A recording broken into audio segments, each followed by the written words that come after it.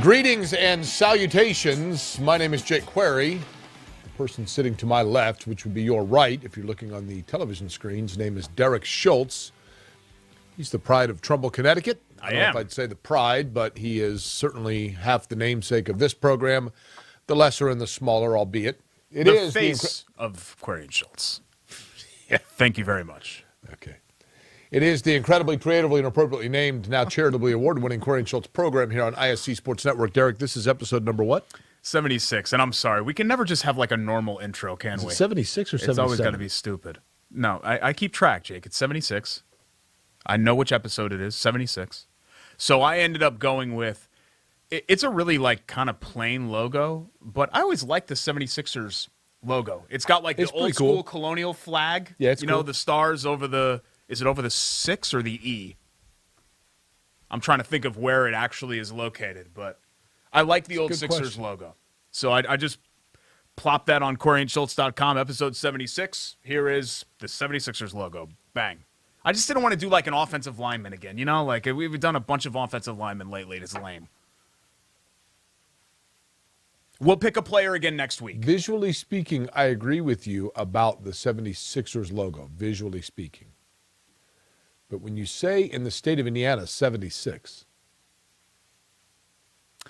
Oh, yeah. Only one thing probably could have used the IU basketball team. I mean, the last undefeated team in college basketball history, the 32-0 Indiana Hoosiers. That is a good point. It's rare that you think of something that I didn't think of, but that is an excellent point. It probably should have been that team. And we're right in the middle of or about to start the postseason of March Madness. And, yeah, sorry, swing and a miss by me. Every once, I am a contact hitter. Logo's fine, but I'm a contact hitter, but every once in a while I'll swing and miss. Contact hitter? Oh, yeah. Yeah, I get on base a lot. Mm-hmm. You steal a lot of bases, did you? In life. No, I get it legitimately. You get on bases in life. Mm-hmm. What bases have you been on recently? Oh, well, I don't want to even expand on that anymore. Let's just jump right into the sports stuff. Like I said, we fail to do a normal intro all the time. Let's try to make this show as normal as possible. Okay. A lot to talk about, Derrick, including we'll begin with the NFL Combine, which now is on its way out of Indianapolis for this year. Another Combine wraps up. I guess the big storyline is David Bell, the star receiver out of Warren Central and Purdue, ran a 4.68 40, and everybody's freaking out. That's going to hurt his draft stock. I don't know that it should, but it's going to. Yeah, I guess we have to say now in 2022, you run a 4.6 as a receiver. That is really slow. Yeah. Because I think some people see these numbers, and I don't know if people realize how speedy, athletic. I mean, it's just off the charts. The numbers that these guys. You know who ran almost an identical 40 time as a receiver? Yes. No idea. So I realized that speed is important in the NFL. I get that. We saw it in the Super Bowl. But you can offset lack of speed with great route running. Jerry Rice ran a 4.71 40 at the Combine. Wow. Cooper Kupp ran a 4.68 40. Now, in the 20-yard shuttle drill, where they cut right off the line, Cooper Kupp was apparently like off the charts. Okay. I don't know that David Bell was. But a guy that, and I'm going in the way back, Derrick, but if you look at a guy that came out of college and had a lot of expectation, that was a prolific high school player, that had a great college career locally, and then in the draft, going through the Combine, did not have exceptional speed, Derrick Mays of Notre Dame. Derrick Mays of Notre Dame ran like a 4.64 40 at the Combine. And then dropped in the draft. He was like the 8th receiver taken in his year. And he was a serviceable NFL player. I mean, I love Derrick. I grew up with him. But, a star he was not. But he was a serviceable player. I think people think David Bell's going to be a star in the league because of the numbers he put up at Purdue. And I think that's I do think that he gets benefit of the doubt.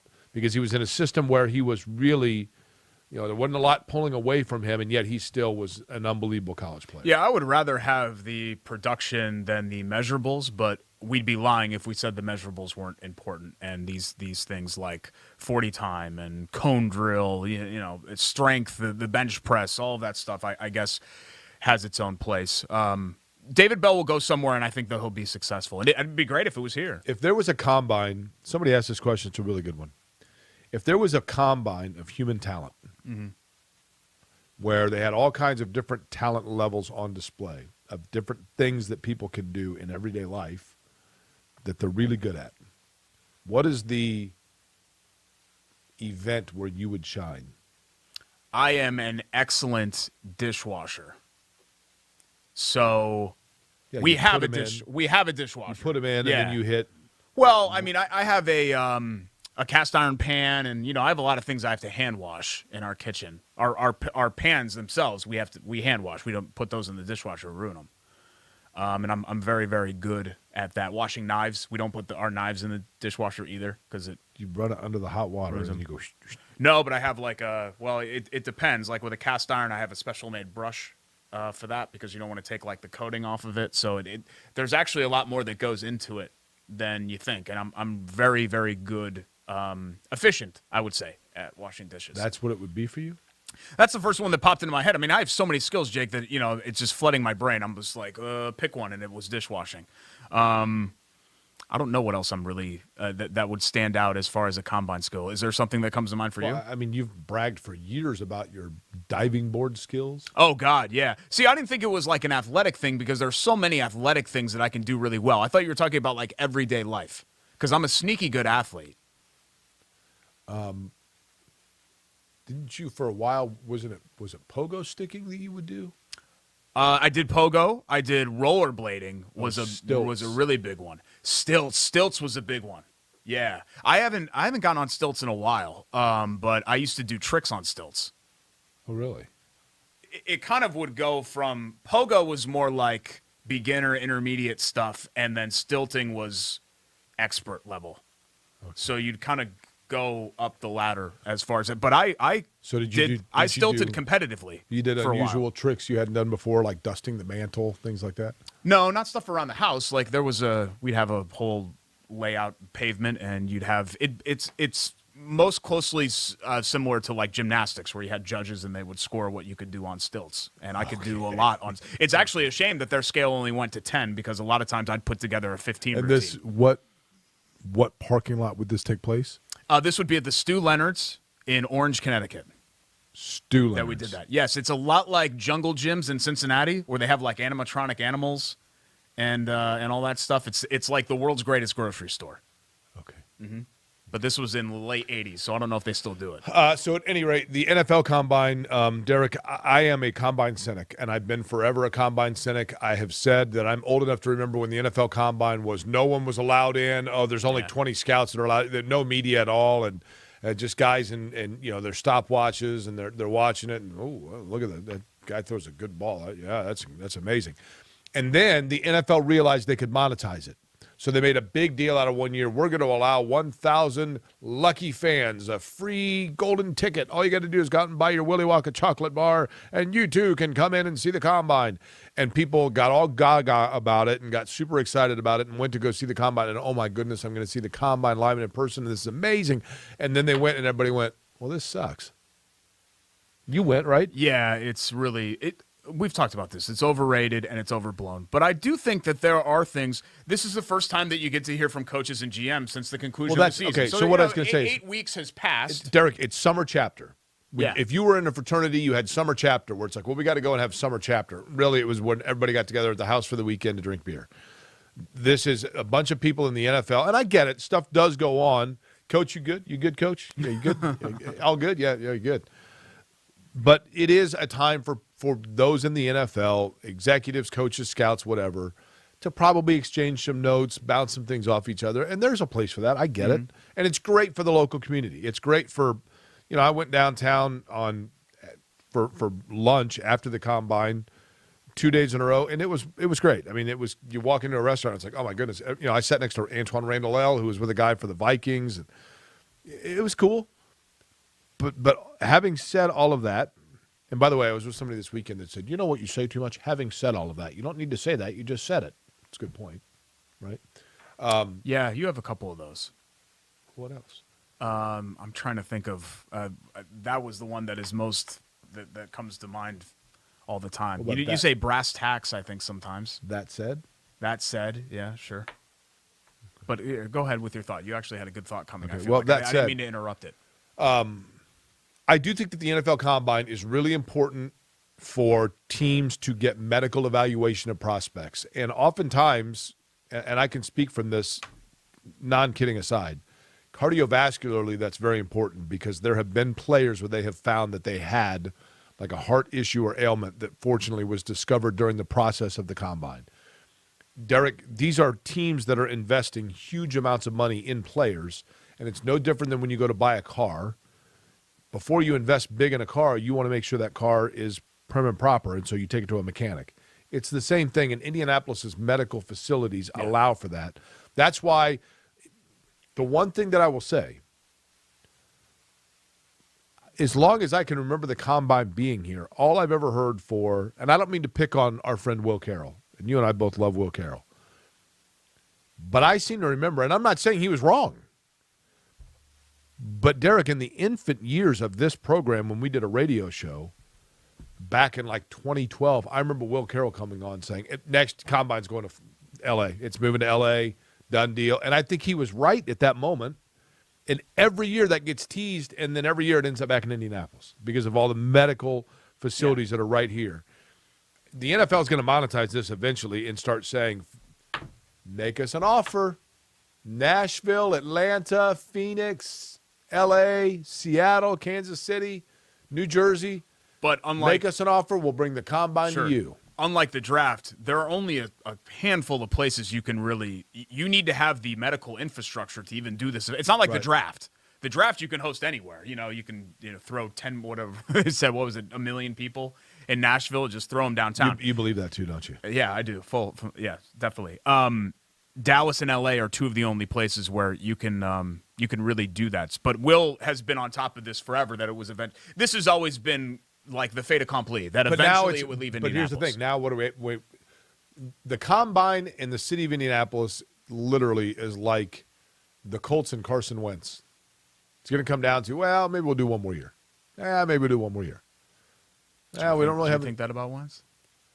I don't think it's as ruled out as people think, but I think the Colts it's over to me. I mean, I think it's probably over, but the real challenge, Derrick, for the Colts in that regard, and we'll get more into this, is they're waiting for the first domino to fall to see where the ripple effect happens. And nobody really can do anything until the narcissistic. But I think you can wait for the domino to fall while already knowing that the person that you have is not going to be the guy.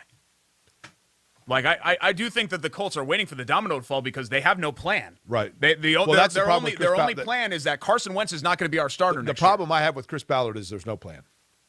There's no plan at quarterback. And that's the issue of the trade basically, I guess, failing, right? Which is a shame because for a while there, I thought at the very least, that's a very low bar. Was the trade worth it?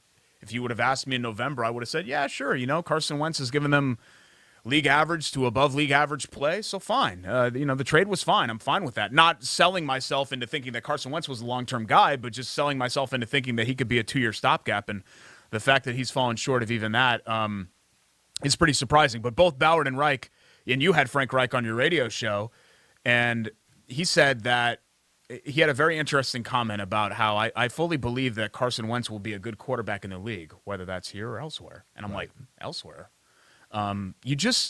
What I'm pointing to, Jake, because some fans are saying, well, what are they supposed to say, right? They're not going to throw the guy under the bus. You saw what the Niners said about Jimmy G. They talked about how important he was, culture, blah, blah, blah. So, these guys publicly, even if they've made their decision, which I think the decision has been made, they're not going to come out and show their hand to everybody. But you go back 2 years, and what they were saying about Brissett and what they were saying about Wentz are completely different. Like, it felt like the door was wide open for them to bring back Brissett in 2020, which, of course, didn't end up happening. If you could go right now, if the NFL made a new rule where they're going to pick one team out of a hat, and that team gets to just pick any one player off of any team in the rest of the league and put them on their roster, and the Colts pull it out, and boom, they got that golden ticket. And they get to pick any one player on the roster anywhere else in the league to build around and put on their roster right now. Who do you pick? I think it would be very easy to say Mahomes. I think the first person that popped into my head is Josh Allen. I mean, I think that his ceiling is incredible. I mean, Mahomes, we've already seen what the right. Maybe there's more from Mahomes. I don't know. I think the easier answer would be Mahomes, but just to kind of change it up a little bit, I'm going to say Josh Allen. I think that's fair. Josh Allen, my only hesitation would be he is so athletically mobile that is he opening himself up for injury potential. Yeah. I would go Justin Herbert. If Allen was off the board, Allen might be my pick as well. Okay. Burrow would be up there, except for that he's hurt, right? Or not, I'm sorry, that he has a history of being hurt. Yeah, and I think he's not hurt. I'm saying he's been hurt, so you never. Burrow strikes me as a guy that's going to be really good for like 15 years. I don't know what his greatness level is going to be compared to some of those other guys. But here's why I ask it. We just threw out how many names? 4. Mahomes, Burrow, Allen, Herbert. Mm-hmm. What do they all have in common? They're all in the AFC. Yeah. Well, you have to have a season, right? You have to put out a competitive team. You've got to do. I understand what you're saying. It's kind of like, the Pittsburgh Pirates, right? Even if you're going to spend $40 million, why even put together a roster, right? But you have to do it. And in the NFL, you just need to kind of catch lightning in a bottle and catch a break. Nobody would have thought with all of their roster holes that Cincinnati would be a quarter away from being a champion, and they were. Right. And yes, they have Burrow and they have some great young talent, but this is the kind of league where there is always that small glimmer of hope, where you have outlier examples of teams that did not have great quarterback play that have made runs and even won titles. You don't really have that in the NBA, where you don't have an elite player. We have a couple of new shirts up here. We do. We have a couple of we have another new sponsor to welcome on for the month of March. Really? Mm-hmm. You want to talk about that next? Yeah. What all do we have to get to today? We have to get to, in fact, our new sponsor and their feature. Let's do that next, just off the jump of the show. We got to talk college basketball, Big Ten tournament. Surprise people. Indiana and Purdue end up with a season split, a much more competitive game than I thought we were going to get at Mackey Arena. The Boilers, the 3-seed Indiana in the 8-9 game against Michigan, so we'll discuss that. Also, you had an interesting trip. I did. Over the weekend that I wanted to discuss on the show. Okay. And I'm not usually interested with your personal life, but this one actually does interest me. It's Corey and Schultz, just getting started. Because you find me interesting? Episode 76. You like me? ISC Sports Network. Stick around. Philadelphia 76ers.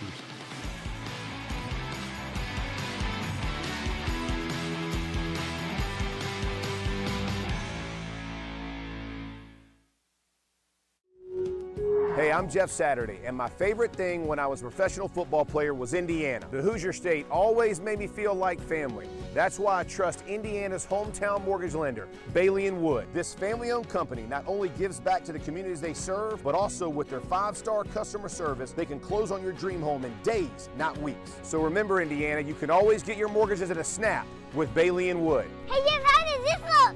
Yay! Not bad, bud, but let's stick to mortgages. Your life is on the go. Now your viewing habits can be on the go. With the ISC Sports Network app, your team is at your fingertips. You can download years' worth of content from the ISC Sports Network library. High school, college, special events, weekly and monthly shows, wherever you find your favorite app. And you can always find out more information at iscsportsnetwork.com. Welcome back. It's Corey and Schultz, presented by Bailey & Wood Financial Group, BAWFG.com, 13 Indiana branch locations of Bailey & Wood, 855-350-HOME as well. Mortgages in a snap with Bailey & Wood. Call Mike and his team. They are the best in the business, and their growth over the years has been absolutely incredible. And they started like you, now like me, growth, right? Okay, that's what we're going to go with. Start this off. We're introducing a new sponsor on the show, and that's what you want to do. Drum roll, please. The best sandwich, not only in Midtown, but in Indy, from our friends at Hoagies and Hops. Great place. Great place. They've been around now since 2015, and I remember Christina, who's the owner, she's from Philly, and she wanted to come out here. Does she like the Sixers? Oh, maybe. I don't know. Okay. I know she likes the Eagles. And we had talked about this before, Jake, where, I'm a native East Coaster. I have adopted many Indiana things. There are many things in Indiana that you can get here that I grew up with. One of the things that you can't or couldn't prior to 2015 get here was a really great, authentic East Coast cold sub. Right. Hoagie, whatever you ended up calling it. And Christina opened her shop. You remember our friends at Flat 12, right? We had a partnership with them before they sold it in the old days with the radio days. And she had a window at Flat 12 where she was slanging cheesesteaks all day. Slanging. And my buddy, who knew that I was an East Coast sub enthusiast, said in like 2015, he's like, you got to check this place out. Like, they have everything under the sun that you like. So I went over to Hoagie's and you're and a Hops tough critic with this. I am.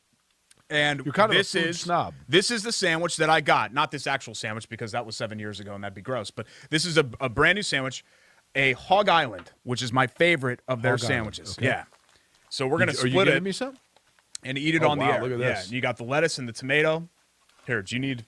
I probably should have brought napkins. Sorry. Hey, and look at the bread is shipped in from South Jersey. Can you give me? But a here, plate? I'll give you the rundown here.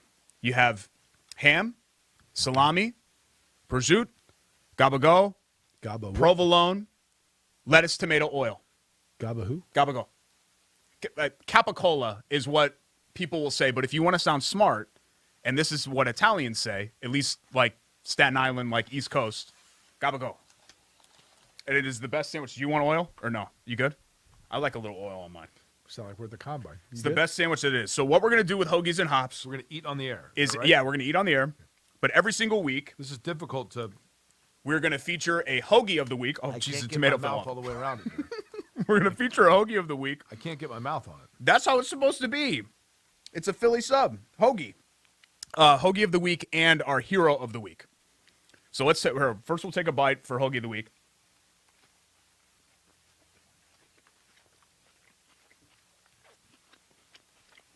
It's just the best sandwich.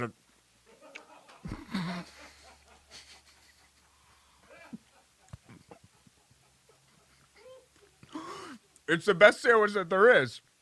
Sorry, I misspoke a little bit. I let the emotion of the moment kind of take over me. But it is the best sandwich in Indianapolis. Like, you cannot get a better sandwich than this, the Hog Island from Hoagies and Hops. I just love it. Sorry, Alan, we'll have to grab that in post, and we'll get that. Derrick. Afterwards. I'm sorry. I didn't mean to curse on the air. We've done this program for over 10 years. It's so good. During the course of doing this show, we've seen the retirement of Peyton Manning. We've seen the cut of Peyton Manning. Yeah. We've dealt with tragedy in sports. We've dealt with tragedy in not necessarily our personal lives, but well, I mean, we got laid off. Yeah. You almost died. I had a heart attack. I almost died.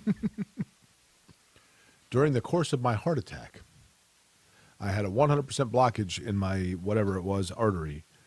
And yet, if you'd have put a microphone, during the time that I was sitting there sweating bullets, if you'd have put a microphone in my mouth, I would have had the wherewithal to not drop an F-bomb live on a hot mic. I'm sorry. Well, we're not live, thankfully. But, yeah, it is a hot mic, and I'm apologize for doing that. You took a bite of your sandwich, and it was within your capacity to possibly throw it all away.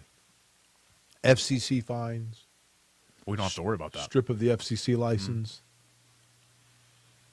Sponsorship backing out. What do you think the Hoagie and Hops people think when they know that you taking a bite of their sandwich immediately made you drop the worst of the worst? And you think what I said to you when you sent me that picture of you in the Coke lot was bad. Yeah. You almost right there just took. It was bad. This is my career right here, okay? This is my career. This beautiful sandwich right here. This is my career. The best effing sandwich. Okay. Yeah. You took my sandwich and wrapped it right like this and then walked right over and potentially flushed it all We're over. going to edit that in post, and it'll be fine. I wanted to display – I did not mean to curse, but I wanted to display just the emotion attached to this sandwich because it really is. It is the best sandwich in Indianapolis. So, Hoagie of the Week, Hog Island, Hero of the Week, and I always kind of like this program.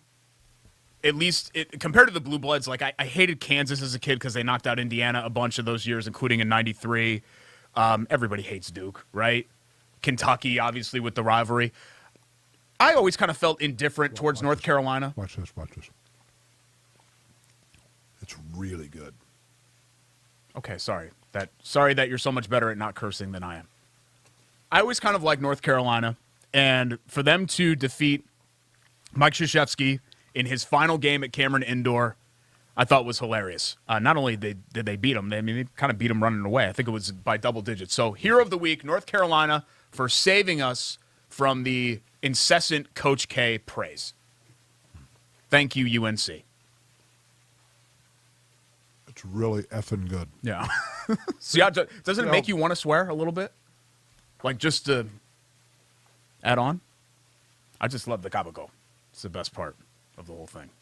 Yeah, they almost came in here right then when you said that and said, gabago right now, which they've said to us before back in January of 2020. It almost happened again because Derrick couldn't control himself. Derrick, in terms of the nonstop praise of Mike Krzyzewski, it was too late. Right? I mean, it was nonstop. It was a lot. And look, all seriousness, all kidding aside, I don't care how you feel about Duke. The guy is an icon. I mean, it is absolutely incredible what he's done in his years there, and he is that institution. Like the Blue Devil, doesn't he? Look at him right there. I mean, in a lot of ways, he does. Duke University is a wonderful school, but he is that place to so many people.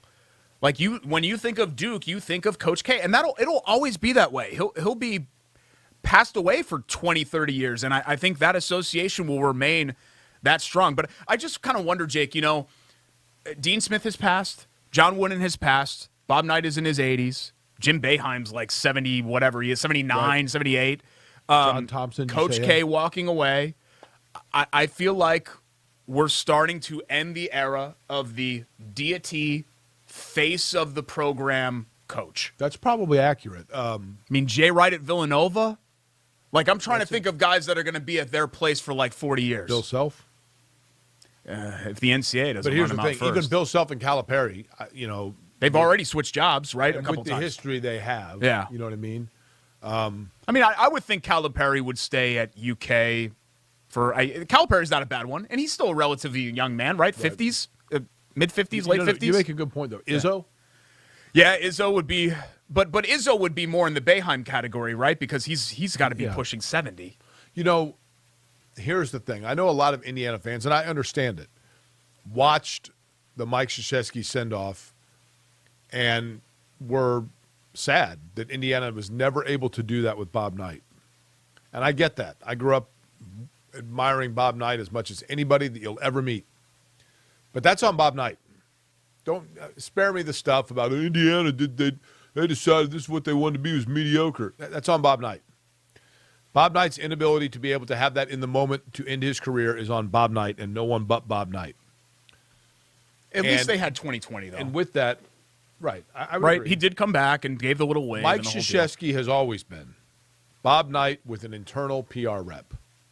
Mike Krzyzewski behind closed doors in practices was just as big a tyrant, played just as many mind games, was just as power hungry as Bob Knight. And perhaps because he watched Bob Knight and was around it, he was able to learn from how not to be. So Mike Krzyzewski had the power of the press in his corner as opposed to against him. Yeah. You're right. It's how you play it, right? Right. And if people like you, then there it is. And like, for Knight example, just didn't care about on that. this program, one of us has the internal PR clock so that I can take a sandwich bite. All right, I get it. That creates as dropped an just a F-bomb. party of all the sensations in my mouth.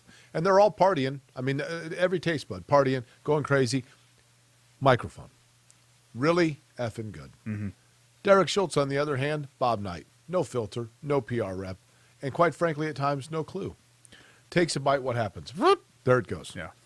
If you want a sandwich that you can build as strong of an emotional connection with as I have with the Hog Island at Hoagies and Hops, go to hoagiesandhops.com, 42nd and Boulevard, right there, southern edge of Midtown, and tell Christina we said hey.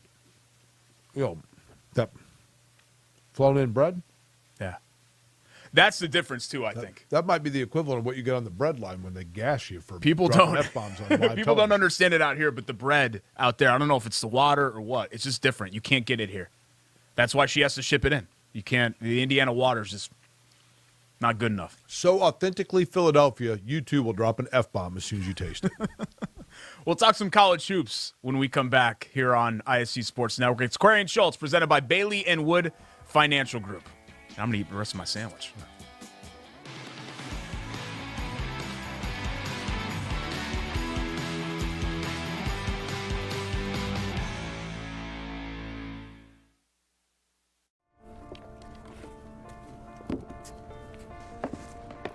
College wasn't built for me. It didn't care if I had to work a double shift. Or if my kid had a fever. Deadline's a deadline. I want to set the deadlines. I want to take tests when I'm ready. I want to take courses on my time. And speed up when I know my stuff. I want a university that cares about me. Tests on your time, courses on your time, graduate on your time. WGU, the nonprofit university of you. Hey, I'm Jeff Saturday, and my favorite thing when I was a professional football player was Indiana. The Hoosier State always made me feel like family. That's why I trust Indiana's hometown mortgage lender, Bailey and Wood. This family-owned company not only gives back to the communities they serve, but also with their 5-star customer service, they can close on your dream home in days, not weeks. So remember, Indiana, you can always get your mortgages at a snap with Bailey and Wood. Hey, Jeff, how does this look? Yay! Not bad, bud, but let's stick to mortgages. Thanks again, as always, to Bailey and Wood for their sponsorship and support of this program. My name is Jake Query. Next to the potty mouth, Derrick Schultz. It is the incredibly creatively and appropriately named, formerly Query and Schultz program, soon to be Query and former Effin Schultz, right here on ISC Sports Network, right? I didn't know you were such a prude about this. Because let me tell you, off the air, like we carpooled to Wish 8 last night. Jake gets in the car. My 5-year-old's in there, and he's swearing like a sailor about people using his armrest on the flight and baggage claim and security, and very inappropriate. Your kid needs to toughen him up a little bit. He thinks right? you're the best. When we dropped you off and you walk through, he said, wait, I want to see him go through the doors. Yeah. And then he said, Daddy, I'll miss Jake. When will we see him again? And I said, I don't know, pal. Like, Daddy's going to see him tomorrow, but maybe we should arrange play dates, because my dog would love it too. Probably might be a while if you keep dropping F-bombs. Because my dog hates everybody, and my dog loves Jake for some reason. I have no idea why. He barks and snarls at everybody, but he loves Jake. Let's talk some college hoops. It's called comparative, right? Well, Big Ten tournament. Purdue, the 3 seed. It really stinks that Wisconsin lost to Nebraska, because you were right there if you were Purdue. If Ron Harper doesn't make that shot for Rutgers, or if you closed out Wisconsin in either of those games, or if you stopped Finney from making it, you know what I mean? The Big Ten championship was right there for Purdue, and instead they've got to settle for a runner-up. And Illinois actually snuck through the back door and won, got to share the league for the first time in 17 years, which is crazy to think about, that the 05 team was the last team that won the league. But anyway, Purdue, the 3 seed, Indiana in the 8-9 game. I think you and I are on the same page here. I think for Indiana to make the tournament, they have to win this game against Michigan. I think if you lose this, you're probably off the table. I think Indiana right now, literally, if the NCAA tournament is a line in the sand, Indiana's standing with a leg on each side of it. Yeah. They're right on the cut line, as close as you can be. And I think it comes down to a handful of teams. Wyoming is backpedaling hard and went from being like a 7 seed now to being like the last prospectively in, just in front of Indiana. So Wyoming, for example, here's Indiana, and there's Wyoming right here, and then on this side is Xavier, and probably right behind Xavier is, I'm not even sure, maybe SMU, and they're kind of pulling Indiana. A couple of them are trying to pull Indiana back out so they can go in. Wyoming, or a couple of them are saying, come on, you're almost there. Just give my hand. Indiana, truthfully, probably needs Wyoming to lose to UNLV in their conference tournament. They need Xavier to lose to Butler in their conference tournament. That would help Indiana. I think if Indiana beats Michigan, Michigan's another one that's kind of straddling with them. Yeah. So that Indiana-Michigan game might be kind of a play-in for the tournament. But if Indiana were to beat Michigan, I think that puts them on both sides, both feet on the right side of the line. Then they play Illinois. If they play Illinois, they then glue themselves down on the correct side of the line. If they beat Illinois. So if they beat Michigan and Illinois, they are in lock, stock, and barrel. If they beat Michigan, I think they're in, but it's largely dependent upon what else happens around them. if Wyoming goes and wins if they win their conference tournament, they're automatically in. So maybe Indiana needs Wyoming to get hot and win the whole thing, right? And win their conference tournament and take that. And so then that opens up another spot. But Indiana does somewhat have their fate in their own hands, but they got to beat Michigan. I meant to go back and look before the show, and I forgot to do so because I was picking up sandwiches. Picking up sandwiches, dropping F-bombs. That's Derrick's Jake, day. Picking up one thing, dropping the other. You can use this for your morning show. I think, and maybe Rakestraw might know too, so Greg's in here with us, and he's kind of our fact checker. I think the last time that Indiana won 2 games in the Big Ten tournament was 2006.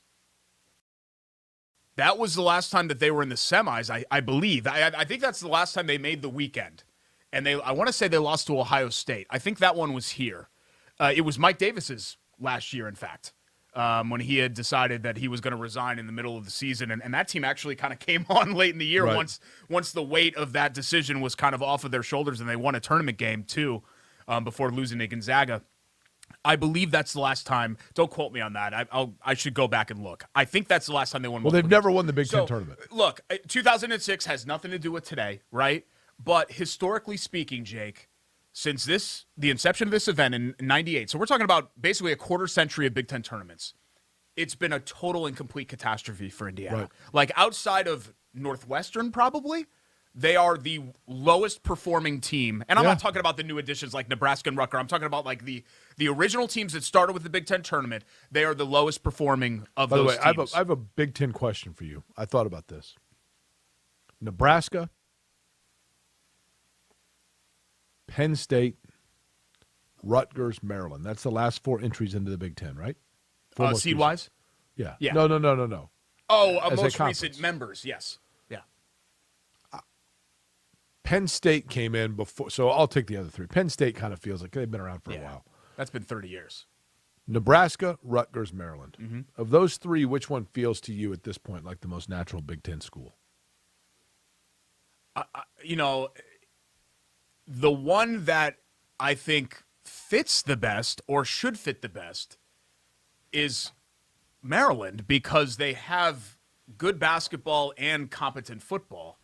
Whereas with Rutgers, you've kind of gone like this, where football was pretty good when they entered and then got really bad, and then basketball was bad when they entered and then has gotten actually somewhat decent here. Right. Nebraska just can't seem to find its way. And if they're going to be this bad in football and provide nothing in basketball, then you wonder if they're actually the worst fit of all. Because for a while, I thought Rutgers gave the Big Ten the least, but I wonder if Nebraska of those 3 schools has actually contributed the least. Nebraska to the feels like Chuck Sherman. Like they're at the party, and you're like, wait a minute. Actually, in second thought, how did you get here? Yeah. What are you doing here? It's a hard question to answer because, in a way, to me, Maryland will always be an ACC school to me, and Nebraska will always be a Big 8, Big 12 school to me. I mean, Nebraska geographically and academically feels pretty normal.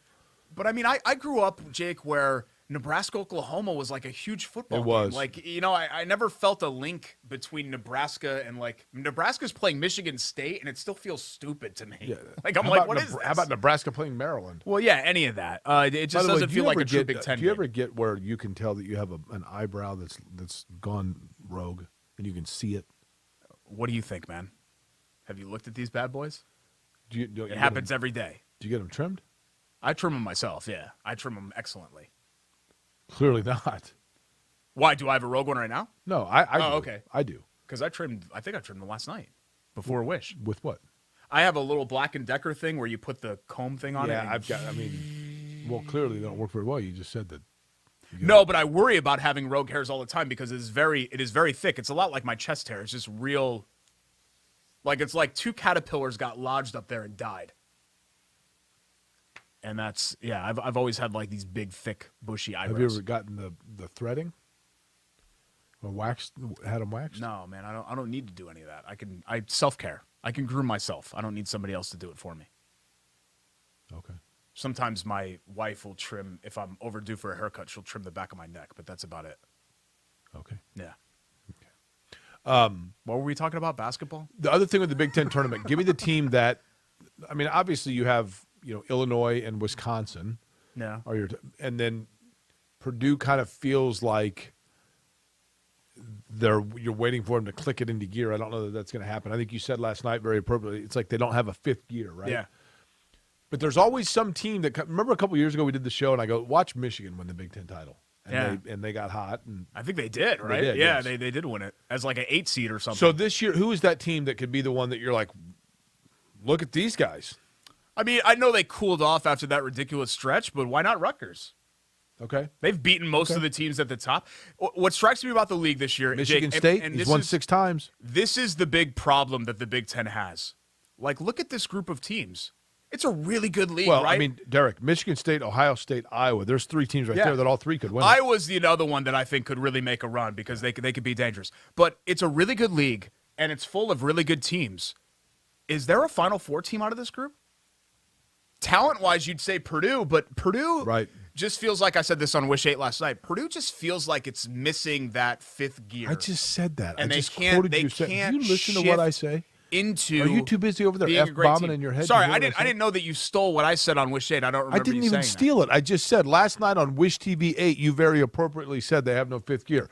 2 minutes later, last night on Wish TV 8, I said it's like they don't have a 5th gear. What are you listening to over there? Is this white noise? I took a speed reading course once, and you Oh, just pick out words. Like, you don't read the full sentences. And when you're talking, Apparently. that's kind of what I do. Like, I don't want to listen What am to I, the Charlie whole Brown's thing. teacher over here? Well, I don't want to listen to the whole thing because it's just real kind of like mundane, and there's a lot of like word it's salad in mundane. there. I'm quoting you. And, well, just naturally, you don't usually quote me. So naturally, I kind of tune a lot of that stuff out when you're talking. Why don't you go back to your little F-bombs? So that was the problem with that. I think Purdue can make a run. I'm just not super confident that this team is going to put it together because there's never really been a time this year where they've put it together. And the closest thing was in the middle of the season when they went on that run. They survived Ohio State, and then I think they won 6 in a row, and it felt like, okay, like here it is, and then it just kind of came crashing down against Michigan. And defensively, they are not close to what they usually are, and offensively, as good as they are, this is an elite college offense. They're sloppy, and they miss free throws. And those are 2 big problems when it comes to the tournament, when you're committing turnovers and you're missing critical free throws. And I don't feel confident in Purdue in either of those categories. By the way, it is time for not Derrick to keep swearing, but rather our Love That Play. Brought to you by the good guys at Love Heating and Air Conditioning. Love-HVAC.com is their website. 317-353-2141 is the telephone number. They've been around for over 100 years. Great customer service. Absolutely, they care about you, the customer. 24-hour on-call maintenance, fabulous prices, and knowledge of their product, integrity with the way they work. That's why Love Heating and Air has been around since 1920. Family-owned business right here in Central Indiana, 4 generations deep. Derrick, I'm going to go first here for our Love That Play. I know you probably have one as well. Alex Gothard, I don't know if you saw this for Brebeuf. Sectional finals, Brebeuf's down. They get a shot. It rims off, clock running down. Alex Gothard comes streaking through the lane, gets the rebound, and kind of in one motion in a circus shot as he's streaking through the lane. I saw this, yeah. Like kind of a backward, over-the-back layup that goes in and gives the Braves the sectional title. So I give Alex Gothard my Love That Play. Nice. Let's just go with that. All right. I mean, there's nothing better than sectional basketball, right? Well, one thing. Well, sandwich, yeah. The Hog Island, for sure, is better Sandwiches without swearing. But I love buzzer beaters. It's crushing to think that, a lot of those high school kids you're never playing again, and to lose like that. I mean, hell, you remember getting eliminated in the 2nd grade spelling bee. So 5th. Or whatever it was. 5th grade. But to lose like that in a real achievement like that, a sectional championship, that'd be a tough way to go out. Car fare. Excuse me? Car fare. You spell it? Car fare? Mm-hmm. Carfare? That is correct. What's it mean? I would assume it's a fee that you pay for your car. And it's one word? Yes. Car fare? I didn't ask for it. I've never heard of it. Did you go FAIR? 1984 Aliceville Elementary School spelling bee. My mom bought me a new purple Ocean Pacific. It was more like a light OP. purple. An OP shirt, hooded T-shirt, long sleeve. And I'm up there, and it comes down to me and Jody Shear. And so I'm standing there, and they're like, okay, and we're going head-to-head. and they were just giving the words alphabetically out of the little booklet, and clearly everybody else sucked because we're only on the C's, and it was down to me and Jody Shear. Yeah. The whole school's there. Everybody's watching. Jake, your word is car fare. Okay, car fare. C-A-R-F-A,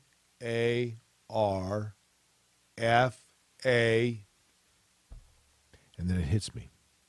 I see the scene from Breaking Away where the dad is the used car salesman, and he's there at the used car lot, and he's listening to the radio, and you see all the flags along in the used car lot to attract customers. And I thought, that's it. It's a fair. It's a fair with a bunch of cars. I should have asked for it in a sentence. If they'd said to me in the sentence, Dad had to pay his car fare in order to park or, whatever. But then I say, I-R. Ooh, I'm sorry, Jake, that's incorrect. And a hush falls over the Alice Mill Elementary School gymnasium, the Grace Wright Auditorium. And they say, Jody Shear will win the spelling bee if she answers the following word correctly. And I've known Jody since kindergarten at that point, right? Nice girl. And I'm like, but not in that moment. And I've quite frankly hated her ever since because she got the following word, car hop. Wow. Car hop. Yeah. I did not know that this wound was this deep. Car for you. hop. Yeah, you said 84, so we're talking about almost 40 years ago. Mm-hmm. Yeah, no, that's not depressing or sad that you're still hung up on that. Not going to lie to you about this, 40 Derrick. years later. It was the last time in my life that something didn't go my way. It's a good point. Yeah. Life's been pretty good to Jake Query, and undeservingly so. Jody Shear's a wonderful gal. She went to Hanover College. Nice as can be. Do you ever see her and joke about it? Oh, every time I see her. I didn't know if she was still in town or what. Every time I see her, I'm like, car hop? Really? Car hop? Yeah. Great girl. We have more features to get to, including our quick hits. We've got our Sage Move of the Week coming up as well. Do not touch me.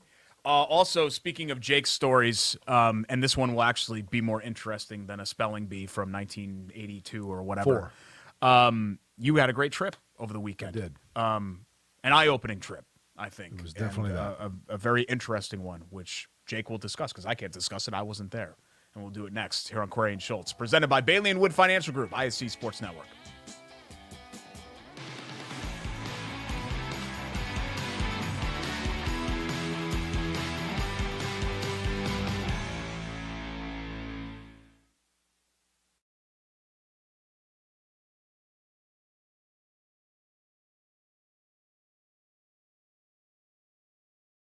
McCulling in time.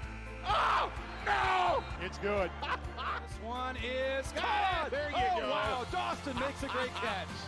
Spin, win, 3, bury it for Leland Walker. Tie the game they do with the dunk by Malik Edmonds. What a play. Oh, my goodness. I feel a little momentum starting to fall Ellen's way. Wrestler! Whoa! Hey, I'm Jeff Saturday, and my favorite thing when I was a professional football player was Indiana. The Hoosier State always made me feel like family. That's why I trust Indiana's hometown mortgage lender, Bailey & Wood. This family-owned company not only gives back to the communities they serve, but also with their 5-star customer service, they can close on your dream home in days, not weeks. So remember, Indiana, you can always get your mortgages at a snap with Bailey & Wood. Hey, Jeff, how does this look? Yay! Not bad, bud, but let's stick to mortgages. Rolling right along on Bailey & Wood presents Query and Schultz. My name is Derrick Have you Schultz. checked with them to make sure that they're still on board Jake after Query. your potty mouth took over? Well, Jake, I just dropped that F-bomb 20 minutes ago, and the show doesn't release until 7:30 tonight, so we have, 6.5 hours until anybody's watching this. Okay. But, yeah, if you're watching now and you're Mike Wood, you might be disappointed. I did not mean to. I was just trying to My describe watch how says good that it's sandwich was. 3:05. That is wrong. It is 12:54 p.m. as we speak right now. We've We've got Jake's story of his trip to get to, but first, let's get to our quick hits. And we've got some new swag. I actually met up with Darren in the Arby's parking lot on South Street. This is a weird thing. I used to live on the South Side, and in the late 2000s, so the Dunleavy-Murphy era was like right when I moved to Indianapolis. Dunleavy-Murphy. I moved to Indy in 06, and so it happened shortly after that, the trade with Steven Jackson and Al Harrington and all that.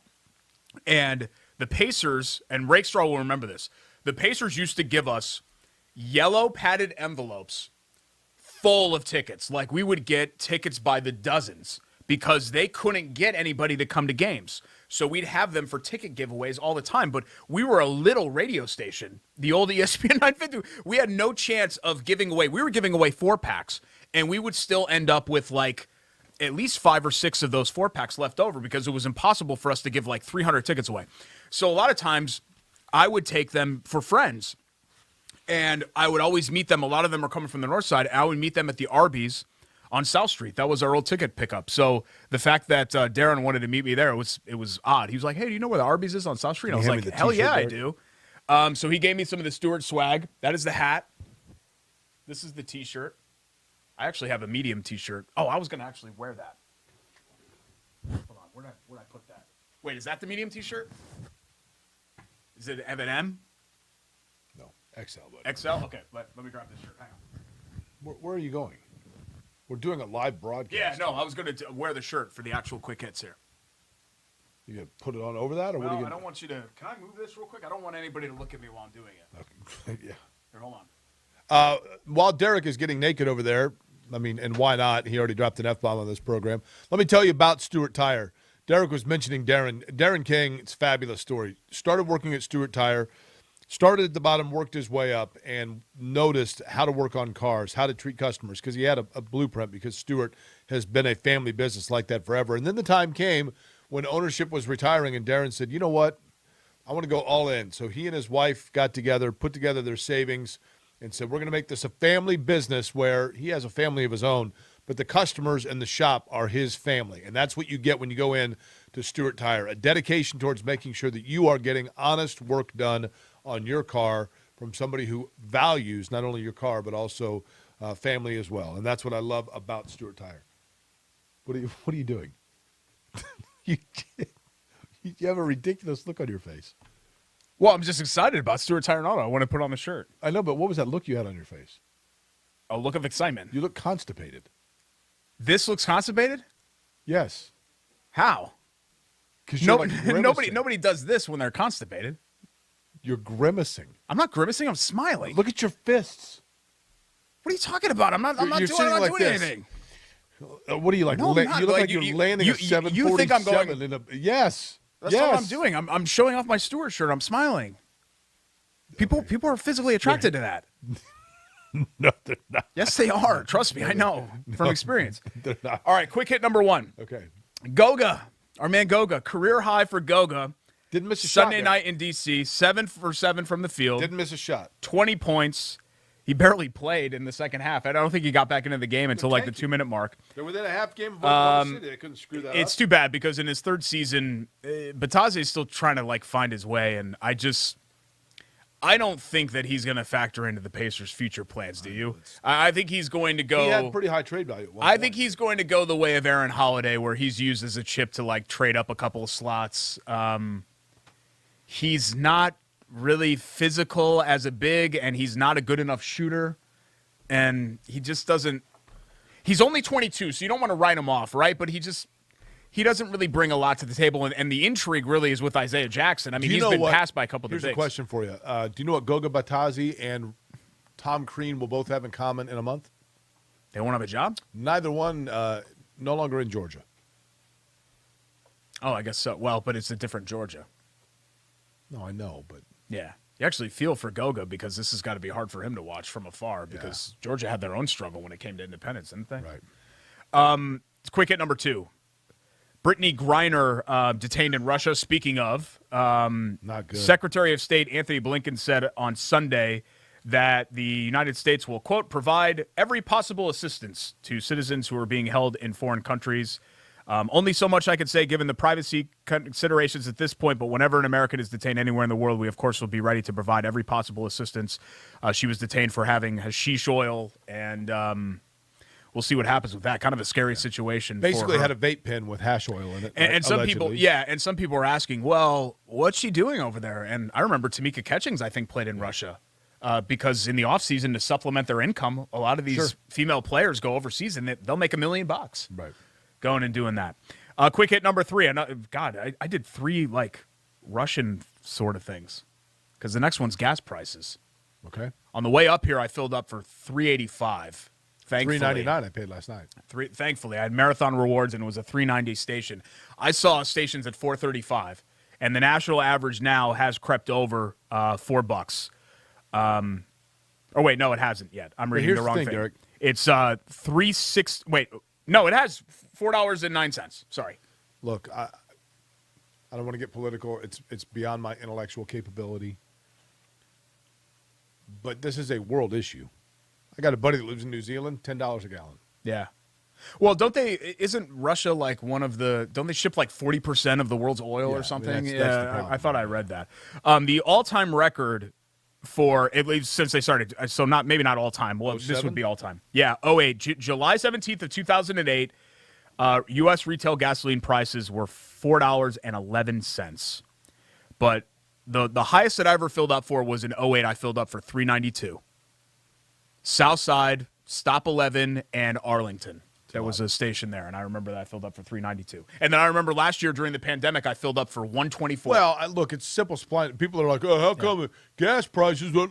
I seem to like it better back in 20. Yeah, when like the entire world was shut down and no one was going anywhere. It's called supply and demand, right? Yeah. I was filling up once every 5 months. I mean, I got news for you. And I drove a Bottled Civic. water is more expensive in the Sahara than it probably is in Niagara Falls. It's funny how that works, isn't it? Next feature. How about our friends Sage and WGU Indiana? Love WGU. Let's talk about them. WGU Indiana is Indiana's largest online accredited university. You know, 700,000 Hoosiers have college credits still sitting on the shelf that they never went back to finish. They treated those credits kind of like Derrick does with Sage. Couldn't quite get a handle on it, right? But when it came down to it, maybe life got in the way, maybe it was finances, maybe you got married. Maybe you just decided to start a career, and now you're wishing that you'd gone back to finish that degree. That's where WGU comes into play. Whether you're in that camp or you're starting school for the first time, WGU is Indiana's largest online accredited university where you can take the classes that fit for you on the schedule that's best for you. WGU.edu/Indiana brings us our Sage move of the week because ambition never rests. Derrick? I tried to stand up Sage there. It wasn't working as well. Trying to get him up on mic. Well, he ended up falling off. Sorry, I lost grip on him. Yeah. Wait, hang on. These chairs, my chair is much higher than yours. I wonder why. Yeah. Sage move of the week. Gee, that was tough. Boy, look how hard that was. How about Nebraska? We were just kind of talking about them, and yeah, they're dead last in the Big Ten. They're actually going to be the 13th seed in the Big Ten tournament. You know why? They were 1-16 in the league. And they won their final 3 games all on the road. Nice.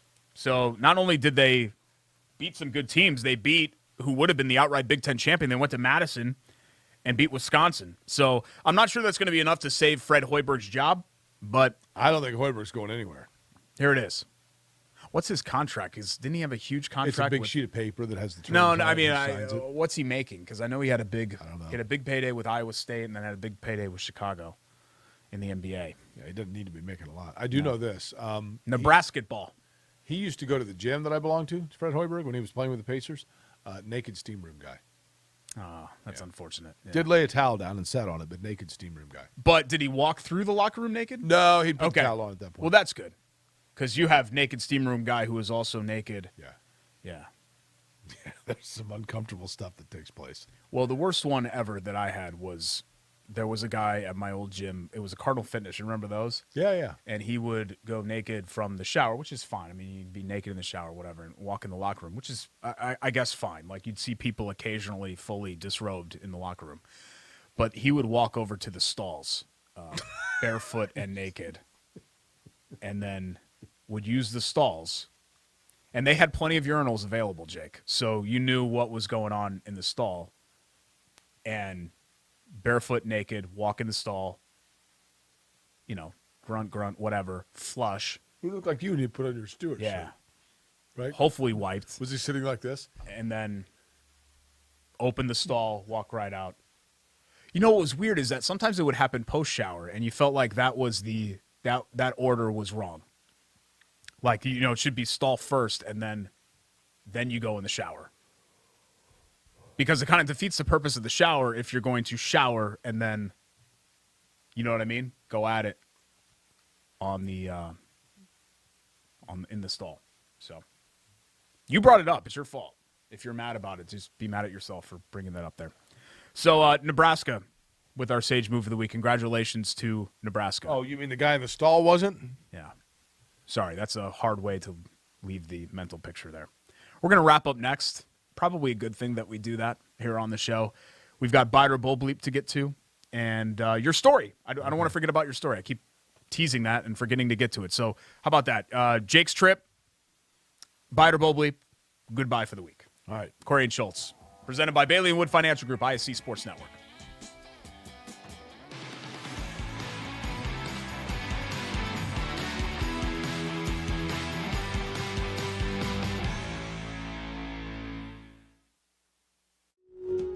Hey, I'm Jeff Saturday, and my favorite thing when I was a professional football player was Indiana. The Hoosier State always made me feel like family. That's why I trust Indiana's hometown mortgage lender, Bailey & Wood. This family-owned company not only gives back to the communities they serve, but also with their 5-star customer service, they can close on your dream home in days, not weeks. So remember, Indiana, you can always get your mortgages at a snap with Bailey & Wood. Hey, Jeff, how does this look? Yay! Not bad, bud, but let's stick to mortgages.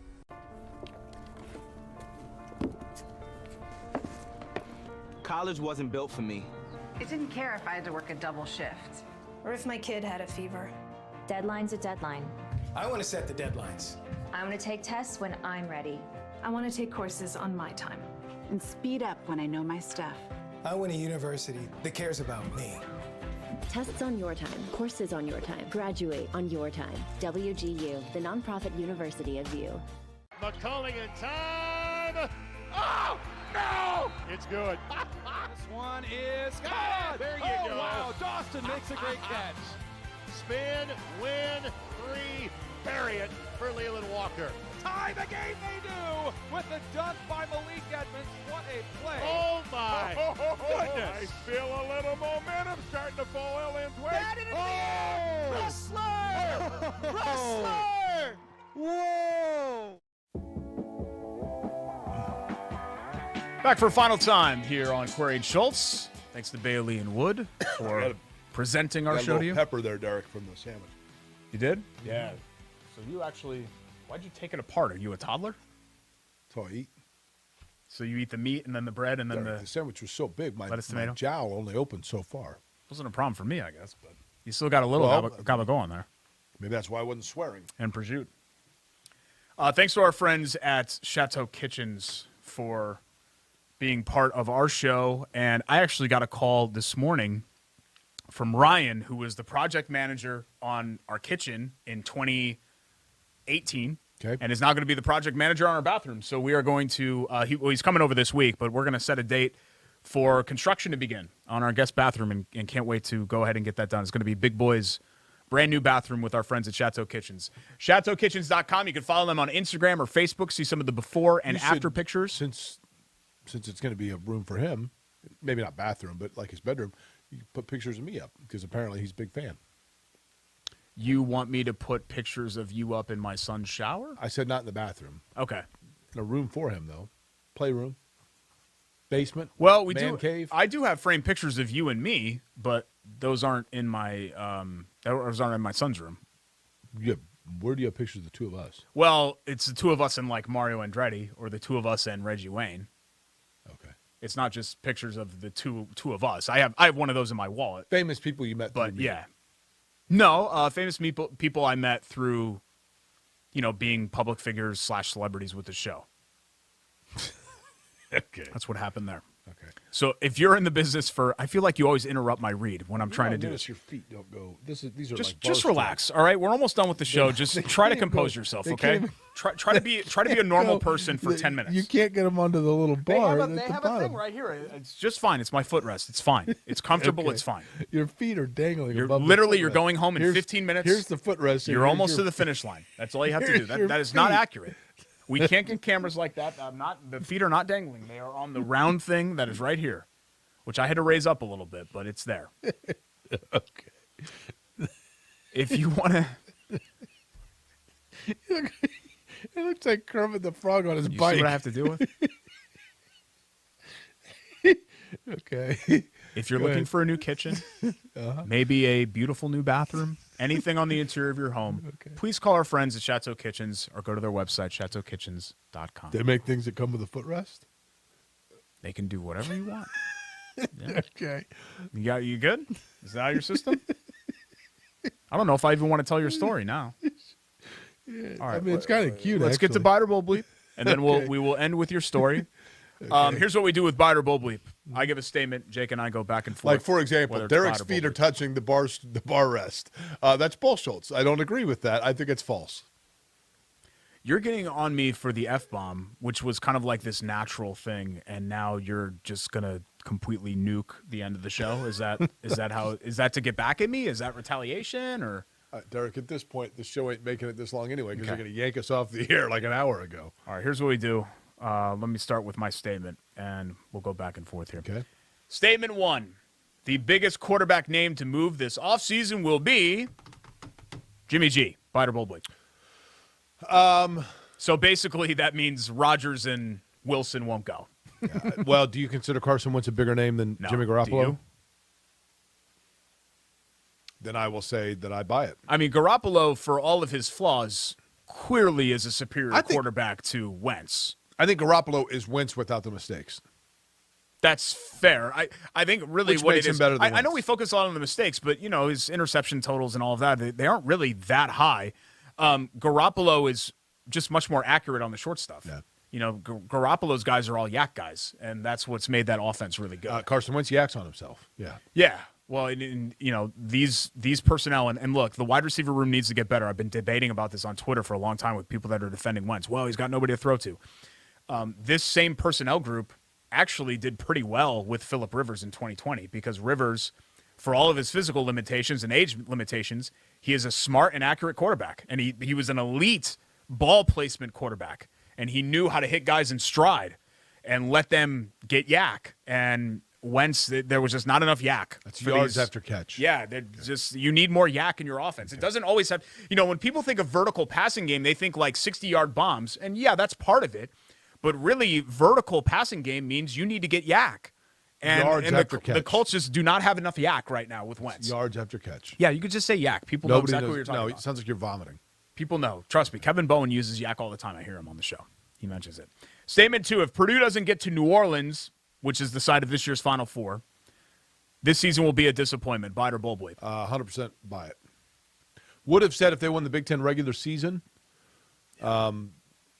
You have to have something to show for this group, right? And I guess we still have yet to see if they can win the Big Ten tournament. But no, this was thought to be from the very beginning an automatic slam dunk Final Four team. Well, I think it was thought to be a special Purdue team. And to be special, if you want to be like the 69, 1932, 88, 94, 2010 team, you've got to win the league and make a run. Right. All of those teams did that. And, the 88 team only went to the Sweet 16 and fell a little bit short, but at least they won the league. If Purdue, let's say Purdue lost in the Sweet 16, what do they have to show for this season? They didn't do anything. Right. They didn't win the league. Sweet 16, who cares? Yeah, I mean, they've been rolling out of bed lately and getting the Sweet 16, which is great. They haven't been to the Final Four in 40-whatever years. So, yeah, as harsh as it sounds, because it's a random single elimination tournament, I think because you disappointed in league play that you've got to do that for this season to be considered a success or to be remembered, or else they're not going to be a remembered. I mean, people are going to remember the 2019 team more, and that team didn't go to the Final Four, but it came about as close as you can come. Statement 3, and I had this the other day, and this is what made me think of it. Cake is the most overrated dessert. Bite or Bull Bleep? Depends on the cake. If you're going with orange fluff cake from Taylor's, That's pretty good. You turned me on to that a couple years ago. it's fabulous. Yeah. I had a chocolate mousse cake over the weekend that was pretty good. I don't like the real heavy Yeah, I chocolate. agree with that. I mean, what other desserts are there? What do we put it up against? Ice cream, pie some people use, cookies, brownies. There are lots of directions you I can don't go think in cake's with dessert. overrated. I think cake's Cheesecake. Okay, I'll say both Schultz. I think cake's properly rated. I think cake's a little overrated. Okay, well. I think cake gets associated with like celebrations and birthdays, but unless it's ice cream cake, It's got to be your least favorite word. unless it's Fudgy the Whale, like that sort of ice cream cake, I'm never like If it's champing at the bit to get the word cake. you hate, right? It has to be that. If it's not that, Oh, the M word. Yeah. Yeah. It Yeah, has because to be that. that's what we're talking about here. We're talking about like that sort of cake instead of ice cream cake. But yeah, it's got to be let me try to say it. It's got to be moist. Ugh. Cake. Because if it's dry, then it's like eating sand. right? That's fair. Yeah, it's not good. Okay. All right. Let's tell your story.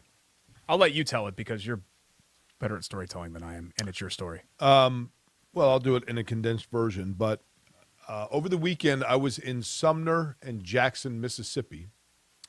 And I was there because there's a noted Indianapolis resident, Dan Wakefield, who's a 1950 graduate of Shortridge High School.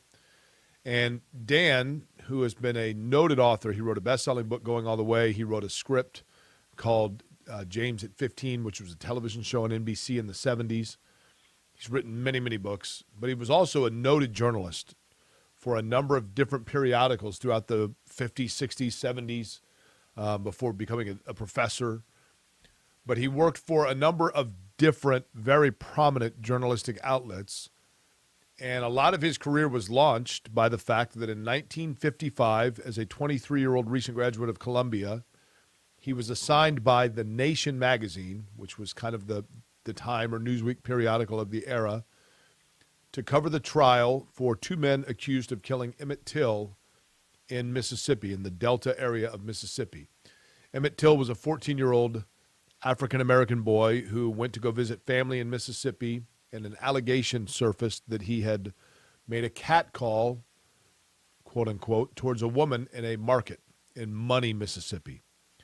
And two men from the area found out where he was staying, at gunpoint abducted him overnight, and then tortured, killed, and dumped him in the river with a cotton gin fan tied around his neck after shooting him and torturing him for endless hours in a barn. Those two men went on trial, and it was the trial of the century of 1955 and a watershed moment in the civil rights era. It was the trial that led to the Montgomery bus strikes and boycotts in Alabama. Dan Wakefield covered that for The Nation, and there's a documentary coming out about Dan Wakefield and his coverage of the Emmett Till trial, and so he was invited to come back to conduct interviews about it in Sumner, Mississippi, Derrick, and he and I have become friends, and so he asked if I wanted to go with him on this trip. And we flew into Jackson on Thursday, and then Friday morning we drove the 2.5 hours from Jackson into Sumner. And those pictures that you saw was Dan Wakefield walking into that courtroom for the first time since the day, September 23rd, 1955, that the two men were acquitted of killing Emmett Till. And they later, 3 months afterwards, wrote an article in Look magazine where they confessed to all of it and said they made the whole thing up. But due to double jeopardy, they couldn't be tried again. I look forward to the documentary coming out. Dan Wakefield's recollection was crystal clear. You could feel the darkness of that historical moment in the courthouse and in the area. And I felt somewhat sorry for the people of Sumner because it happened in the same county, but it's the county seat. So the fact that those men were acquitted, the courthouse is in Sumner, but nothing else really was responsible for Sumner, although the attitude permeates throughout the entire county, I'm sure. But it was still very prevalent. And I could tell that it was very moving and emotionally trying for Dan to walk back into the courtroom.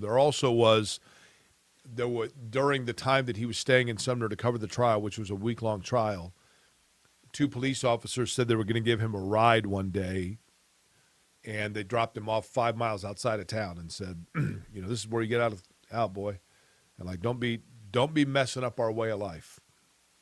And he had to walk back, and we found that spot where he had been dropped off in the middle of a cotton field and had to walk back to Sumner. It was a very humbling experience, and it was very surreal. I mean, to be in that courtroom and to be – I think the thing that was weird, Derrick, they had another woman that we talked to named Janice, who was a 5-year-old girl in Sumner when that happened, a black woman. And she talked about her life growing up in Sumner. And her son was in there, and her son's my age. And I'm like, Emmett Till's my parents. Yeah. This is not Django Unchained. Yeah. This was 1955. It's not long ago. And I know that Mississippi is integrated now, and I know that Mississippi is aware of its dark history. But there were people that I talked to that were like, yeah, we didn't even learn about it in school. And I'm like, I knew about it. Maybe I didn't study it. But I'm like, how could you have that watershed a moment? I mean, really, the springboard and the genesis for Dr. King's civil rights movement was the Emmett Till trial. And have that right there in your own neighborhood and, like, people didn't talk about it. We know why. Yeah. The documentary, I think, will be out probably closer to the end of the year. And I look forward to seeing it when it comes out. Don Sawyer, who was putting the documentary together, was fascinating to work with. And I think that Dan Wakefield was relieved to go back, but he also made it very clear that he wasn't necessarily comfortable being back because he heard about and witnessed up close some very bad stuff that took place in this country's history, but it's stuff that I think still needs to be talked about. Yeah, of course it needs to be talked about, even if it's not easy to talk about. Right. And I think that's what some people are struggling with. It's that maybe you don't need to necessarily harp on it 24/7, 365, but to completely ignore it is doing a disservice, I think, to what people did. He did say, we went to dinner. He wanted to go to a catfish. He said, I just want to have a plate of catfish. So we went to a pretty cool restaurant in Jackson, Mississippi. And the waitress came over, and I said, hey, can you take a picture of the two of us? And she said, oh, okay. And she's getting the picture ready. And she said, is this your father? And I said, no, And she's taking the picture. Dan's 89. And she said, oh, so this is not a dad-son thing? And I said, no, Well, how do you two know each other? I said, we're just buddies from Indianapolis. Okay, so she took the picture and walked away, and Dan said, another 10 seconds she was going to ask if you needed a birthday cake for your grandfather. And I said, yeah. But my grandparents would have been the men acquitted. I mean, the same era, right? Yeah. And that's what's crazy about it. Yeah, my parents would have been that little girl because they were right. 1951 was when they were born. So they 2 generations ago. Almost that exact same age. That is pretty cool.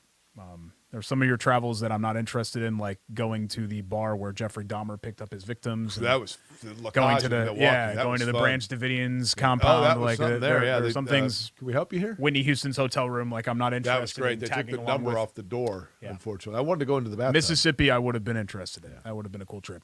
Thanks to our great sponsors today, Bailey and Wood Financial Group. We want to thank all our sponsors before they drop off, since Derrick's now a foul mouth. Chateau Kitchens, WGU Indiana, Hoagies and Hops, a new one, 42nd and Boulevard. WGU, best sandwich in did you Midtown. mention? WGU. Bailey and Wood, it goes without Love saying. Heating and Cooling. BAWFG.com and Love well. Heating and Air, love-HVAC.com. I think we got to everybody there. Okay. We will see you next time. Episode 77, and I will try not to mess up who I choose to represent. Lyle episode Alzado? 77. I don't know. Is there an IndyCar 77? Ooh, Alex Tagliani. Yeah, I was going to Sat say, on pole. I thought that I remember there being a 77 IndyCar. Somebody will write in, don't you We'll remember? do tags. I always liked him. He had a cool personality. Yeah, he was cool. Hey, brother. Yeah. Have a great week, you guys, and we'll see you next time here on ISC Sports Network. How did you describe the sandwich?